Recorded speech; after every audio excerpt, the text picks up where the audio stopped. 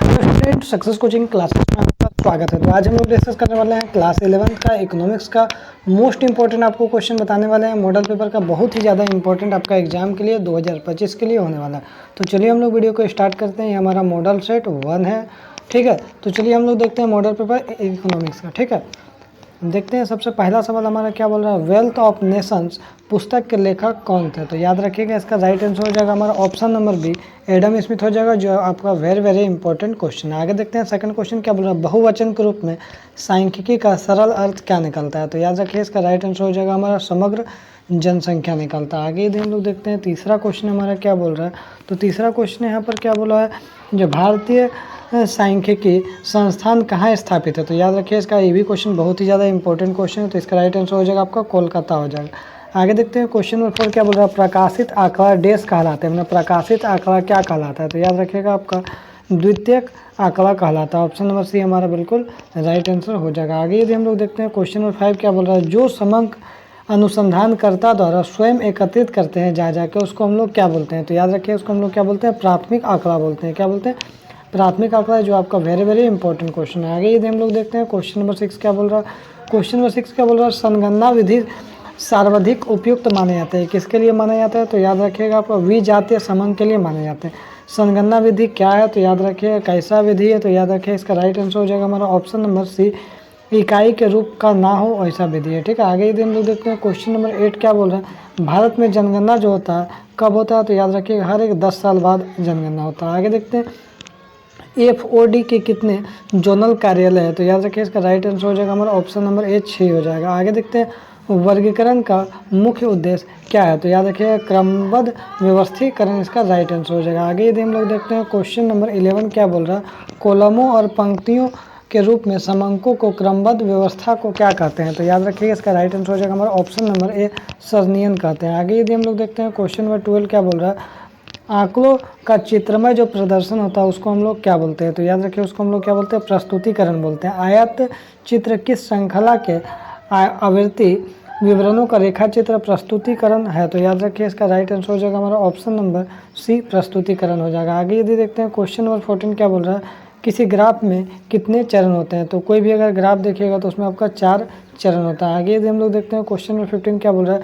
निम्नलिखित में से किसका निर्धारण रेखा चित्र के द्वारा आप नहीं किया जा सकता है? तो याद रखिए इसका राइट आंसर हो जाएगा आपका बहुलक को। आगे यदि देखते हैं क्वेश्चन नंबर 16 क्या बोल रहा है। किसी श्रेणी के उस मूल्य को क्या कहते हैं जो सबसे अधिक बार आता है? तो उसको हम लोग क्या बोलते हैं, बहुलक बोलते हैं। क्या बोलते हैं, बहुलक। आगे यदि हम लोग देखते हैं क्वेश्चन नंबर 17 क्या बोल रहा है। चतुर्थक विचलन का सूत्र क्या है? तो याद रखिए Q3 - Q1 / 2। तो ये भी क्वेश्चन आपका एग्जाम के लिए इंपॉर्टेंट है। आगे यदि हम लोग देखते हैं क्वेश्चन नंबर 18 क्या बोल रहा है। कोटि सहसंबंध के विकास का श्रेय किसे दिया जाता है? तो याद रखिए फिशर को दिया जाता है। हमारा ऑप्शन नंबर क्या हो जाएगा, बी हो जाएगा। आगे देखते हैं क्वेश्चन नंबर 19 क्या बोल रहा है। किस सूत्र को सूचकांक निर्माण के आदर्श के लिए माना जाता है? तो याद रखिएगा आपका लेस्पियर को। आगे यदि हम लोग देखते हैं क्वेश्चन नंबर 20 क्या बोल रहा है। सत्य क्या है? पहला ऑप्शन कोण को ढाल हेतु x अक्ष में मापा जाता है।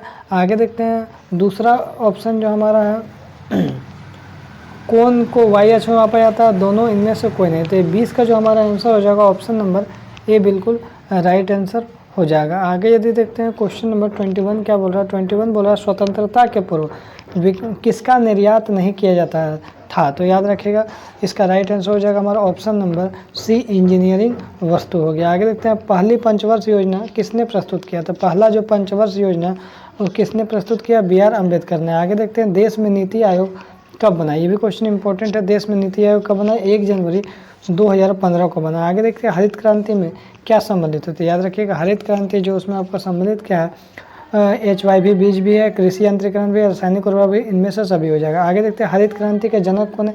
तो वेरी इंपॉर्टेंट क्वेश्चन। तो याद रखिएगा MS स्वामीनाथन हो जाएगा। आगे दिन देखते हैं क्वेश्चन नंबर 26 क्या बोल रहा है।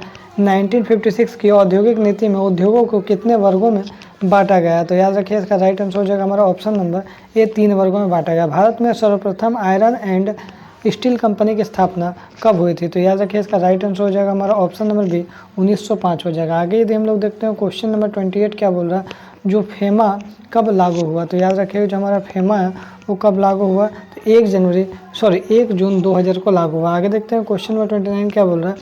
निम्न में से किस मद का निर्यात स्वतंत्रता का पूर्व नहीं होता था? तो देखिए इसका राइट आंसर हो जाएगा हमारा इंजीनियरिंग वस्तु, जो आपका पहले भी क्वेश्चन आ चुका है। आगे देखते हैं क्वेश्चन नंबर 30 क्या बोल रहा है, भारत में आर्थिक सुधारों का प्रारंभ कब किया गया? तो याद रखिएगा इसका जो राइट आंसर हो जाएगा हमारा ऑप्शन नंबर सी 1991 में। आगे देखते हैं क्वेश्चन नंबर 31 क्या बोल रहा है, देश की मौद्रिक एवं बैंकिंग नीतियों में सुधार को किस नाम से जाना जाता है? तो याद रखिएगा इसका राइट आंसर हो जाएगा आपका वित्त सुधार के नाम से जाना जाता है। आगे देखते हैं क्वेश्चन नंबर 32 क्या बोल रहा है, निर्धनता रेखा से नीचे रहने वाले लोगों के अनुपात देश में अधिक है, तो कहाँ पे अधिक है? तो याद रखिए इसका राइट आंसर हो जाएगा हमारा ऑप्शन नंबर ए हो जाएगा, भारत हो जाएगा। आगे देखते हैं क्वेश्चन नंबर 33 क्या बोल रहा है, भारत में किस व्यक्ति ने सर्वप्रथम निर्धनता रेखा की अवधारणा का प्रयोग किया? तो याद रखिए इसका राइट आंसर हो जाएगा आपका दादा भाई नौरोजी, ऑप्शन नंबर डी हो जाएगा। आगे देखते हैं क्वेश्चन नंबर 34 क्या बोल रहा है, ग्रामीण साख एवं विकास की शीर्ष संस्था कौन सा है? तो याद रखिए इसका राइट आंसर हो जाएगा आपका नाबार्ड हो जाएगा। आगे देखते हैं क्वेश्चन नंबर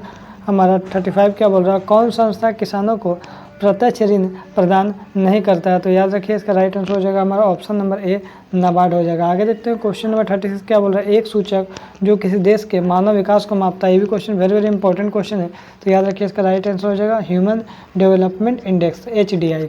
आगे देखिए मानव पूंजी निर्माण का स्रोत क्या है? तो मानव पूंजी निर्माण जो है उसका स्रोत क्या है आपका, शिक्षा में निवेश, स्वास्थ्य में निवेश, कार्य में दौरान प्रशिक्षण, उपयोग सभी हो जाएगा। आगे देखते हैं क्वेश्चन 38 क्या बोला, भारत में ऊर्जा निर्माण का सबसे बड़ा स्रोत क्या है? तो याद रखिएगा आप हमारा कोयला हो जाएगा। आगे देखते हैं CFC का पूर्ण रूप क्या है? तो याद रखिएगा यहाँ पर हमारा क्या हो जाएगा आपको CFC का पूर्ण रूप, तो अल्ट्रा फ्लोरोकार्बन हो जाएगा, अल्ट्रा फ्लोरोकार्बन हो जाएगा। आगे देखते हैं क्वेश्चन नंबर 40 क्या बोल रहा है, चीन की प्रथम पंचवर्षीय योजना कब लागू हुआ? तो याद रखिए 1950 में। तो यदि आपको वीडियो अच्छा लगे तो लाइक शेयर सब्सक्राइब जरूर करें। फिर मिलते हैं हम लोग नेक्स्ट वीडियो में।